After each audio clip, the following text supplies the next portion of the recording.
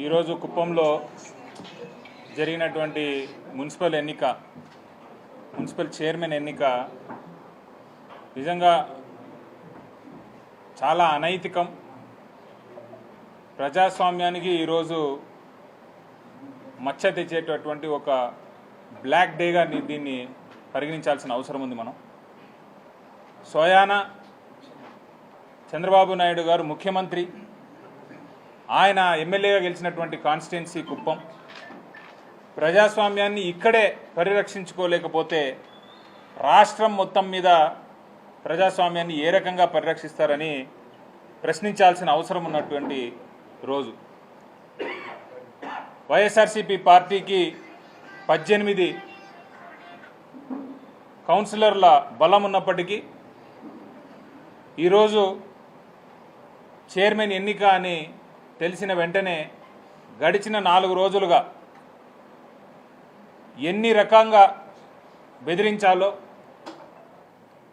ఏ రకంగా వ్యవస్థను ఉపయోగించుకుని భయపెట్టాలో, వారికి ఉండేటటువంటి భూముల మీద, ఆస్తుల మీద వారిని బెదిరించి, లేదా ఒక్కొక్క అభ్యర్థికి 50 లక్షల దాకా డబ్బులు ఆఫర్ చేసి ఈరోజు బలవంతంగా వారిని వైఎస్ఆర్సీపీ పార్టీని వీడి తెలుగుదేశం పార్టీలో జాయిన్ చేసుకునేటటువంటి కార్యక్రమాలు కూడా కుప్పం నియోజకవర్గంలో జరుగుతూ ఉన్నాయి. 1 కాదు 2 కాదు, కంప్లీట్గా 8 మందిని ఈ రకంగా ప్రలోభపెట్టి, లభ్యపరిచి, వారిని భయపెట్టి, బెదిరించి ఈరోజు మనం విప్పు జారీ చేసినప్పటికీ వైఎస్ఆర్సీపీ పార్టీకి సంబంధించినటువంటి అభ్యర్థులందరూ కూడా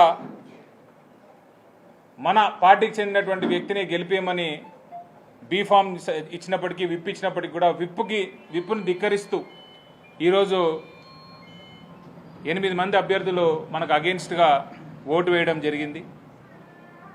అప్పటికి కూడా ఎన్ని రకాలుగా ఇబ్బంది పెట్టినా కూడా నిజంగా ఈరోజు వైఎస్ఆర్సీపీ పార్టీకి సంబంధించినటువంటి 9 మంది కౌన్సిలర్లు ఏమైనా సరే మేము జగన్మోహన్ రెడ్డి గారి నాయకత్వంలో, రామచంద్రారెడ్డి గారి నాయకత్వంలో ఇక్కడ నడుస్తామని గడిచిన 4 రోజులుగా టీడీపీ పెద్దలు పెట్టినటువంటి ప్రతి ఒక్క ప్రలోభానికి కూడా గురి కాకుండా, వారు పెట్టినటువంటి భయాలకు వీళ్ళు జంకకుండా ఈరోజు ధైర్యంగా మున్సిపల్ ఆఫీస్కి వెళ్ళి అక్కడ జగనన్నతోనే మేము ఉంటాము అని మనం చైర్మన్గా పెట్టినటువంటి హఫీజ్ అనేటటువంటి క్యాండిడేట్కి ఓటు వేయడం జరిగింది. ఏదేమైనప్పటికీ కూడా ప్రజాస్వామ్యం అనేది గెలవాలి. ధైర్యం ఉంటే వీళ్ళందరినీ కూడా రిజైన్ చేసి మళ్ళీ గెలిచి తెలుగుదేశం పార్టీలో క్యాండిడేట్లుగా, తెలుగుదేశం పార్టీకి సంబంధించిన క్యాండిడేట్స్గా గెలిచి వాళ్ళు చైర్మన్ చేసుకుని ఉంటే నిజంగా అందరూ కూడా సంతోషించేటటువంటి వారు. ఇది చాలా హేయమైన చర్య.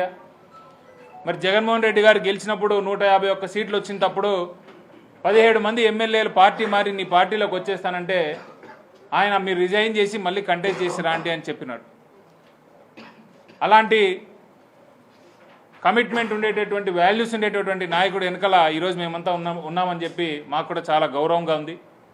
తలెత్తుకొని నిజంగా వైఎస్ జగన్మోహన్ రెడ్డి గారు వైఎస్ఆర్ పార్టీతో మేము నడుస్తామని చెప్పుకోవడానికి కూడా చాలా సంతోషంగా ఉంది. గడిచిన రామకుప్పంలో ఎంపీపీ ఎలక్షన్ జరిగితే ఇదే విధంగా దౌర్జన్యకాండ చేసి కనీసం మనకు సంబంధించినటువంటి ఎంపీటీసీలు ఎవరిని కూడా హాల్లోకి కూడా ఎంటర్ కానికుండా వాళ్ళే డిక్లేర్ చేసుకోవడం జరిగింది. ఈరోజు మున్సిపల్ చైర్మన్ సంబంధించినటువంటి ఎన్నిక కూడా మరి వీళ్ళందరినీ ప్రలోభ పెట్టి, వీళ్ళందరినీ డబ్బులు ఇచ్చి, వాళ్ళ ప్రాణాలను బెదిరించి, వాళ్ళ ఆస్తులు ధ్వంసం చేస్తామని బెదిరించి వాళ్ళందరినీ కూడా ఈరోజు మన పార్టీకి అగెన్స్ట్గా ఓటేయడం కూడా జరుగుతూ ఉంది. ఎవరెవరైతే మరి పార్టీకి అగెన్స్ట్గా, విప్పుగా అగెన్స్ట్గా ఓటేశారో వాళ్ళందరినీ కూడా పార్టీలోనే సస్పెండ్ చేస్తూ మరి వారి మీద విప్పును ధిక్కరించినందుకు, విప్పుకు అగెన్స్ట్గా ఓటేసినందుకు హైకోర్టుకు వెళ్ళి వారి కౌన్సిలర్ పదవిని కూడా ఊడిపోయే విధంగా మేము కేసు కూడా వేయడం జరుగుతూ ఉంది. ఎందుకంటే విప్పుని అగెన్స్ట్గా వేస్తే ఏదైతే ఆ కౌన్సిలర్ పోస్ట్ ఉంటుందో అది కూడా పోతుంది కాబట్టి దాన్ని కూడా మేము సీరియస్గా హైకోర్టులో ఫైల్ చేస్తూ ఉన్నాము. ఏదేమైనప్పటికీ కూడా జగన్మోహన్ రెడ్డి గారు ఇచ్చినటువంటి ధైర్యం కానీ మా పార్టీ శ్రేణుల్లో ఇప్పటికీ కూడా అలాగే ఉంది.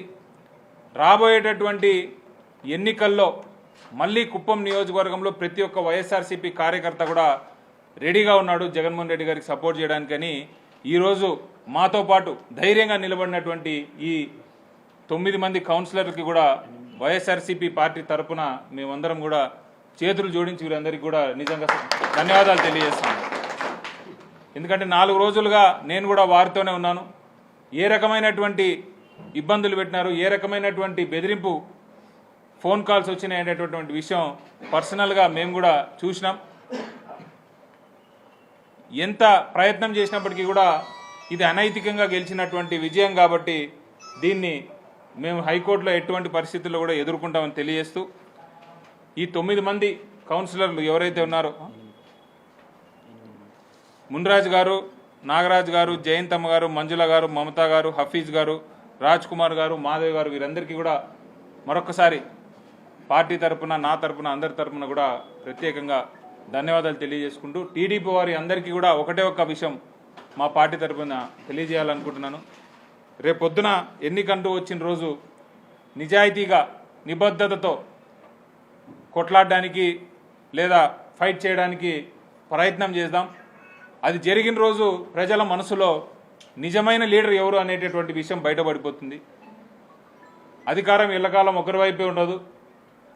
ఈరోజు మీరు అధికారం ఉందని చెప్పి వైఎస్ఆర్సీపీ పార్టీ జెండా లేకుండా చేస్తామని మీరు మాట్లాడొచ్చు.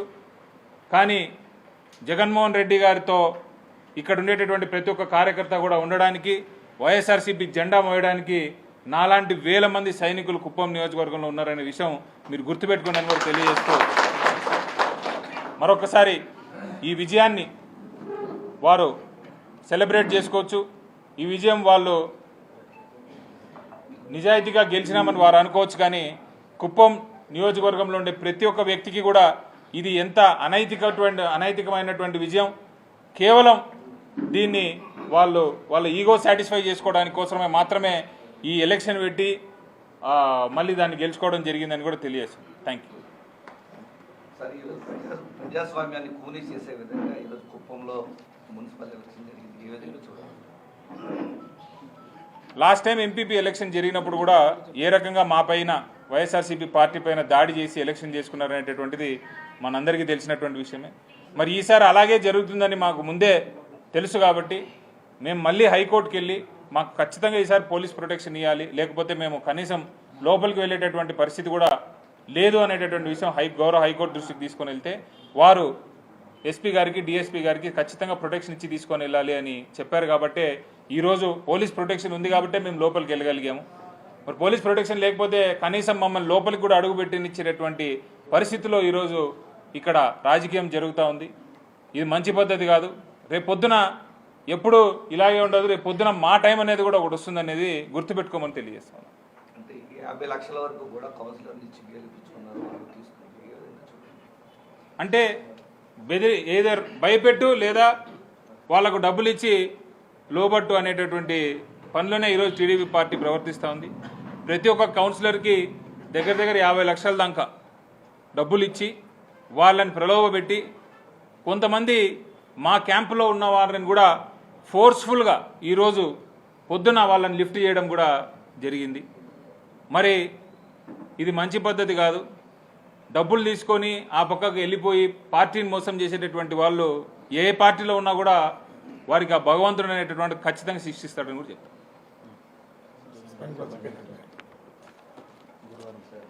ఈ గురువారం రోజు కూడా ఇక్కడ ఇంత వీరోచితంగా పోరాడినటువంటి మన కౌన్సిలర్లందరినీ కూడా గౌరవ మాజీ ముఖ్యమంత్రి వర్యులు మన నాయకుడు జగన్మోహన్ రెడ్డి గారిని కల్పించేటటువంటి కార్యక్రమం కూడా మేము చేస్తూ ఉన్నాము. అలాగే రామకుప్పంలో జరిగినటువంటి ఎన్నికల్లో పార్టిసిపేట్ చేసిన ఎంపీటీసీలు, మన ఎంపీపీలు, జెడ్పీటీసీలు అందరితో కూడా గౌరవ మాజీ ముఖ్యమంత్రి గారు కలుస్తామని కూడా చెప్పారు. కాబట్టి నిజంగా కుప్పం నియోజకవర్గంలో ఏ రకమైనటువంటి దౌర్జన్యకాండ జరుగుతూ ఉంది అనేటటువంటి విషయం ఆయన దృష్టికి కూడా తీసుకొని వెళ్ళాలని మేము ప్రయత్నం చేస్తాం. సరే, విప్పు ధిక్కరించిన పరిస్థితి జనరల్గా విప్పుని ధిక్కరించకూడదు. ఒక పార్టీ సింబల్ మీద గెలుస్తారు. ఆ ఫేస్ వాల్యూ అనేది పార్టీకి ఉంటుంది. కాబట్టి మన పార్టీని విప్పుని ధిక్కరించినటువంటి ఈ 10 మంది కౌన్సిలర్లు ఎవరైతే ఉన్నారో వారిని ఇమ్మీడియట్గా పార్టీ నుంచి సస్పెండ్ చేస్తూ ఉన్నాం. అంతేకాకుండా వారందరినీ కూడా విప్పు ధిక్కరించినందుకు వాళ్ళకు విప్పు సర్వ్ అయింది. సర్వ్ అయిన కాపీస్ కూడా మా దగ్గర ఉన్నాయి. విప్పుని ధిక్కరించినందుకు హైకోర్టులో వాళ్ళ మీద మేమే పిటిషన్ వేసి వారు ఏదైతే ఆఫీస్ హోల్డ్ చేస్తున్నారో ఆ ఆఫీస్ని హైకోర్టు ద్వారా ఆ ఆఫీస్ని తీసేసే విధంగా వాళ్ళకి ఆ కౌన్సిలర్ పదవి ఉండకుండా చేసే విధంగా చేయడానికి మేము ప్రయత్నం